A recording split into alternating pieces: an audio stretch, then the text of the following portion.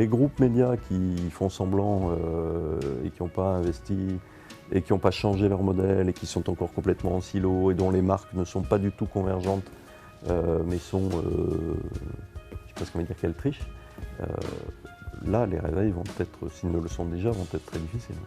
Mais c'est vrai que la notion de régie, dans le sens j'ai responsabilité d'un inventaire et j'optimise les revenus liés à cet inventaire, c'est un métier qui va un petit peu être secoué. C'est la raison pour laquelle on ne pourra plus définir les régies comme on le faisait en disant régie online, régie offline, département, etc. On est aujourd'hui des plateformes digitales à 360. Donc les régies vont devoir trouver effectivement de la valeur ajoutée pour continuer à exister. Au même titre qu'on commence aussi à avoir, par exemple, des trading desks, des annonceurs qui peuvent s'équiper eux-mêmes sur de l'achat d'espaces publicitaires. Donc c'est-à-dire que l'ensemble de ces intermédiaires vont devoir trouver de la valeur ajoutée pour continuer à exister et à développer leur activité. Ce qu'elles vont devoir aussi gagner, c'est évaluer la qualité d'exception du contenu qu'elles proposent. Les régies qui ne sont pas sur ces créneaux ont du souci à se faire, ont des questions à se poser. Pour moi, le ciblage est indispensable aujourd'hui. The challenges for media owners remain the same. How do you preserve the value of what you have in a world where there is infinite supply?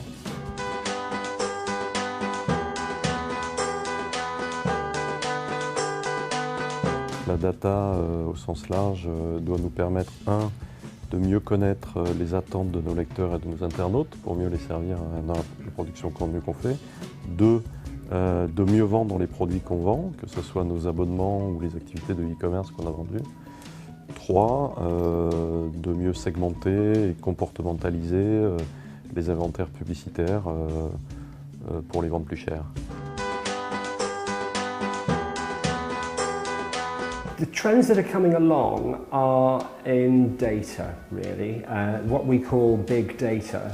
And of course we've been using it for ad serving and capping the number of ads that people see. Behavioral advertising is quite big in display, but that's been going for some years. La data va permettre de encore plus valoriser cet inventaire. À la fois l'inventaire vendu, mais enfin initialement vendu, mais l'inventaire d'une manière générale, donc y compris premium. La création de valeur de ce marché est totalement fondée sur la donnée. Enfin, c'est là où il y a de la valeur à faire. C'est un enjeu de monétisation à son juste prix.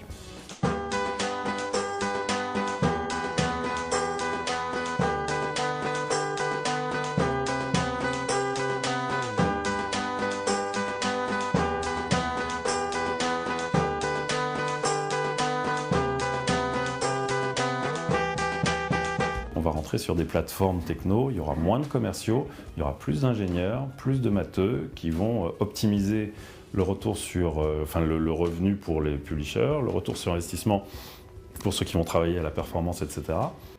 Il y a un métier qui est un peu un métier de trader média où on va, parce que quelque part l'inventaire il est infini sur Internet. Et donc le sujet c'est est-ce que je peux être rentable sur mon investissement, et donc c'est vraiment comme la logique de la bourse, hein, quelque part, j'achète ici, j'achète là, je revends, etc., etc. Derrière je mesure l'impact de chacun de mes investissements. That's an inevitable evolution. More and more inventory will go down the auction model, the display model, more like a search model. And as a media owner, we just need to make sure that we have the right users, the right data that makes our supply unique. Where it's moving to, it's still a really young market in the UK, is real-time bidding through exchanges, sometimes called programmatic trading. But basically it's a little bit like the stock exchange for finance. And if you can imagine that within display advertising, so that your banners and skyscrapers and video could ultimately be bought in real time through an auction, a bit like doing it on eBay if you like, but that is coming along now. I think a bit less than 10% of display advertising is traded that way, and most of it is in the direct response area. So not really in the premium brand space. Autour de l'internaute et donc du user, la data user, qui va permettre d'aller sur un ciblage beaucoup plus fin et beaucoup plus précis. Et ça, c'est l'enjeu numéro 1, à mon avis, de l'industrie aujourd'hui, c'est être capable de dire, pour telle marque, pour tel produit, pour telle offre, voilà le critère qu'on veut mesurer et c'est celui-là qu'on veut optimiser. À un moment donné, les régies vont déposer même de l'inventaire premium, que pourquoi pas les sites éditeurs eux-mêmes en direct. Donc c'est là où les régies doivent aussi bien évidemment négocier des exclusivités, si elles peuvent le faire, pour conserver cette partie de l'activité. Mais les sites éditeurs eux-mêmes vont pouvoir aussi déposer des inventaires sur l'AdExchange. Tout ça va s'accélérer et ça va forcément avoir un impact sur le rôle des régies.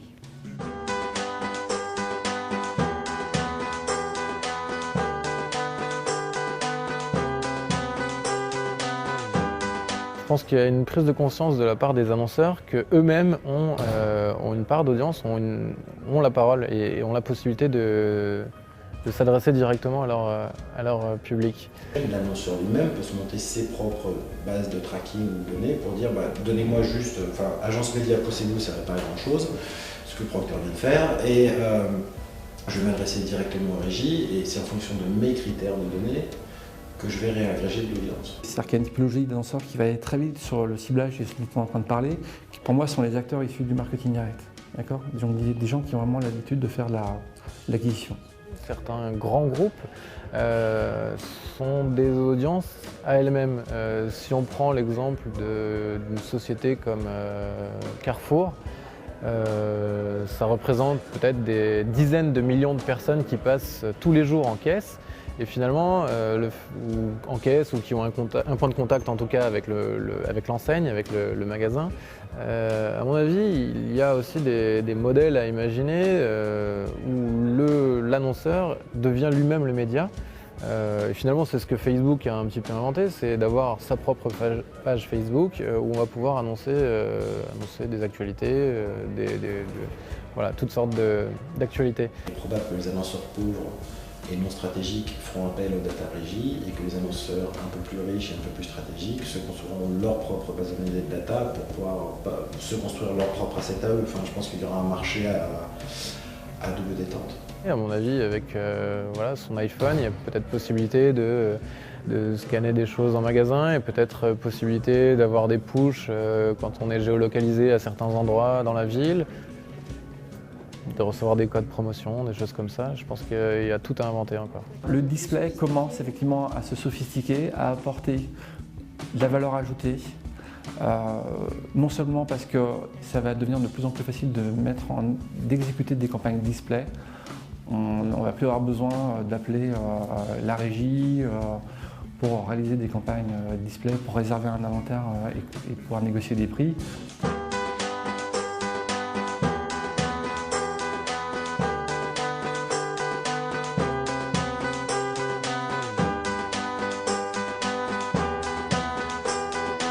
Il faut avoir les contenus pour servir ces tuyaux, ces écrans.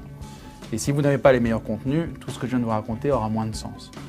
Créative, c'est la créativité et l'innovation qui vont faire que demain, les acteurs et ces intermédiaires existeront toujours et se développeront. Nous, on considère que la création originale, aujourd'hui, c'est quoi? C'est un comportement très très précis. Un internaute, un lecteur ou un internaute qui vient consommer du contenu Figaro. C'est un sacré comportement. Son itinéraire à l'intérieur du contenu est extrêmement intéressant et est en soi-même une sorte de filtre marketing. On voit l'itération intelligente de l'internaute. Et donc, selon son itération, si on avait la capacité d'envoyer les bons messages au bon moment, ça serait très intéressant. Les éditeurs doivent être extrêmement créatifs et doivent montrer des choses de ce côté-là. À partir du moment où elles le font pour leurs propres tuyaux, qu'elles ont les organisations pour, elles peuvent aussi elles-mêmes en produire pour certaines marques. Après, ça pose plein de questions éthiques, journalistes et tout ce qu'on veut, mais dans le fond, il y a des choses qui sont faisables, parce que d'abord il y a des contenus qui sont aussi des contenus services, sur lesquels la polémique n'a pas lieu d'être. Les gens en face de qui nous évoluons, et c'est notre antithèse, ce sont bien les agrégateurs.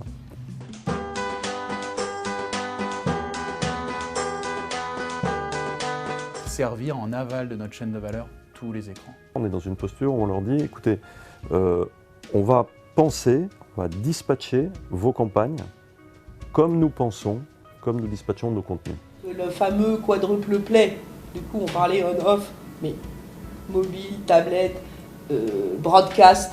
Aujourd'hui, une marque média, qu'elle soit issue d'une culture broadcast, print ou web, la notion de broadcast, elle est stratégique par exemple, puisqu'on le sait bien, le vidéo planning, la vidéo, donc c'est obligatoire. It creates opportunity because if you get it right and you provide services that work on the right device, then you have a potential to win. So all media owners are going to be exploring it. You've got connected TVs coming along. You know, it's the era of 4 screens: PC, mobile, tablet, and connected TV. And as a media owner, we have to make sure that we're at the forefront of that. La question c'est, est-ce qu'on doit avoir exactement le même contenu en spot télé et en vidéo internet par exemple? Croyez pas que la question se posait déjà et se pose toujours. Est-ce qu'on doit avoir exactement le même contenu au cinéma et en télé? Ces nouveaux supports amènent aussi des usages nouveaux. Ce n'est pas seulement de la télé qu'on déplace sur un autre écran. Et ça, il faut bien comprendre les opportunités nouvelles, les nouveaux modes de consommation que ça peut générer.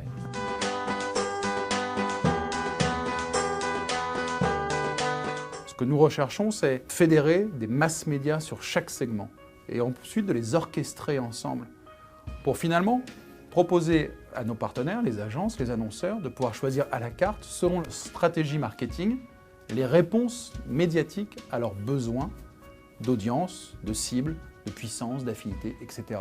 Par contre, ce qu'on peut voir à terme, et qu'on a commencé à un peu à voir aux États-Unis, avec la télé connectée, donc l'IPTV, c'est cette capacité justement à utiliser ces données pour faire carrément de la publicité encore plus personnalisée, y compris sur la TV. BSkyB, groupe Murdoch, lance en juin une expérimentation de télé connectée. Ils vendent l'espace 3 à 4 fois plus cher à des annonceurs qui ont la garantie de ne toucher que des gens qui les intéressent réellement. Ils ont des systèmes ensuite de mesure, puisqu'on va au foyer. À partir du moment où on connaît la personne, on sait qui est en face de nous, on peut lui proposer des messages, puisque c'est plus de la pub, des messages hyper pertinents, hyper personnalisés, et on personnalise à l'extrême. Jusqu'à maintenant, on traitait de la masse, on traitait du volume. À mon avis, maintenant, on va pouvoir faire du chirurgical de masse. Comment ces écrans apportent de nouveaux points de contact, mais comment ces points de contact sont différents. Leur nature est différente, parce que votre attention est différente. Votre façon de consommer les contenus et les marques est donc différente. Et c'est ça qui est intéressant.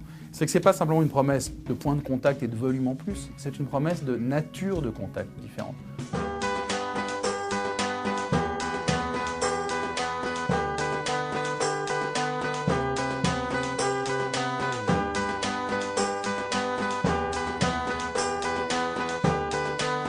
Un des enjeux, c'est d'arriver à monétiser, peut-être sur des nouvelles bases, qui ne soient plus seulement des données. Il y a une vraie intelligence à faire en sorte que les annonceurs et ces marques médias se rencontrent pour construire des contenus ensemble qui soient à la fois utiles, qui aient l'expertise des médias, parce que les médias savent faire des contenus qui intéressent les gens, ce que les marques ne savent pas faire, concrètement, et les agences non plus, et les bassins d'audience. Et là, il y a une vraie valeur premium, et on n'est pas du tout dans la mesurabilité instantanée au sens direct response du terme, on est dans une vraie mesurabilité, mais qui est plus sur l'engagement émotionnel, sur la construction de marque, sur la capacité à construire des contenus qui servent les gens.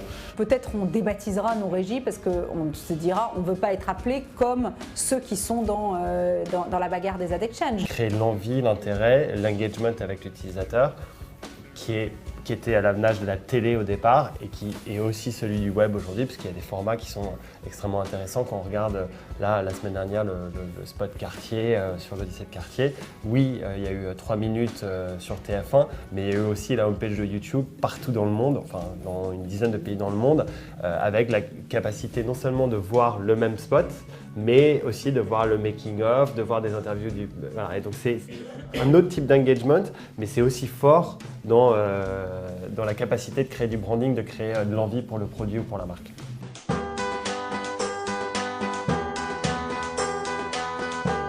On parle de communauté, on parle de comportement, on parle de viralité, bien sûr aussi. Donc c'est évidemment des leviers qui sont extraordinairement différents de ce que vendaient les régies traditionnelles autrefois. Sans l'activité des internautes, sans le fait qu'ils jouent le jeu en forwardant du contenu, en le postant, en l'indexant, c'est ça qui fait la valeur du moteur de recherche de Google, c'est ça qui fait la richesse des actifs de Facebook. Et que les marques sont de plus en plus matures et elles-mêmes, pour engager une conversation de qualité avec leurs consommateurs, elles vont vers des contenus, services, infos, entertainment. Yahoo, we've created a thing called the Yahoo Contributor Network, where we pay contributors, i.e. users out on the web, people out on the web. This isn't UGC in the old sense of poor quality content. It's high quality vetted content, but we pay on results. So depending on how many times that article gets shared, how many times it's searched for, we pay on results. And that's another way for us to say, how can we source content responsibly, but at the same time make it an economically viable model. Donc sans doute, nos régies vont devenir des lieux de conversation. Autour de la relation qui se fait autour de contenus professionnels, de ce que ça génère, des dialogues que ça génère, des communautés que ça génère. Prendre ses modes de vie, comprendre sa façon d'être, comprendre sa loyauté et son infidélité. Donc c'est une approche aussi pour les éditeurs qui est très différente. Chaque personne va pouvoir être l'ambassadeur d'une marque, l'ambassadeur d'un message.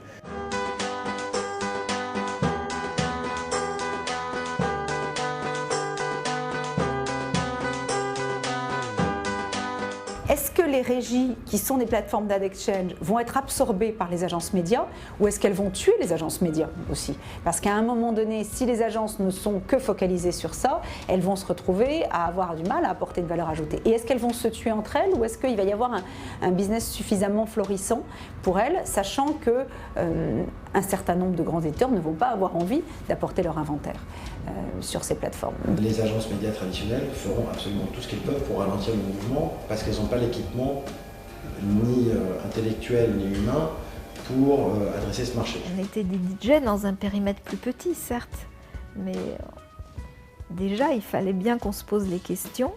Donc aujourd'hui le terrain de jeu s'est étendu puisque non seulement il y a plus de chaînes, mais en plus il y a d'autres écrans et il y a d'autres médias à l'intérieur desquels on peut insérer des vidéos publicitaires. Donc un déplacement un petit peu de la valeur ajoutée. Probablement pour les agences, une question sur la partie achat va être beaucoup plus dans le domaine de la technologie. Tous les médias vont passer à la tarification Google. À un moment donné, parce que finalement la rencontre de l'offre et de la demande, l'existence d'une grande place de marché, c'est un élément qui va être structurant sur ce marché. Donc les agences vont être obligées de bouger plus vite que les autres. Des annonceurs et des marques médias peuvent travailler ensemble pour fournir des expériences clients qui sont plus intelligentes, qui ne sont pas forcément dans le direct response, la performance ou l'ultra ciblage, mais qui sont dans la création de marque. Et ce domaine-là est aussi totalement inexploré aujourd'hui parce que les agences médias ne savent pas trop le faire, enfin essaient de le faire. Enfin, les agences médias traditionnelles qui gèrent le marché, qui sont au nombre de 4 ou 5, ne savent pas trop le faire ou n'ont pas intérêt à le faire et que les médias n'osent pas bypasser les agences médias, enfin les régies n'osent pas bypasser les agences médias parce qu'elles ont peur de sanctions en face. Donc pour les agences, trouver, chercher, mettre en place les bons KPIs, les régies, comprendre ce qu'on attend d'elles, comment on est évalué, et là on peut travailler de manière un petit peu efficace.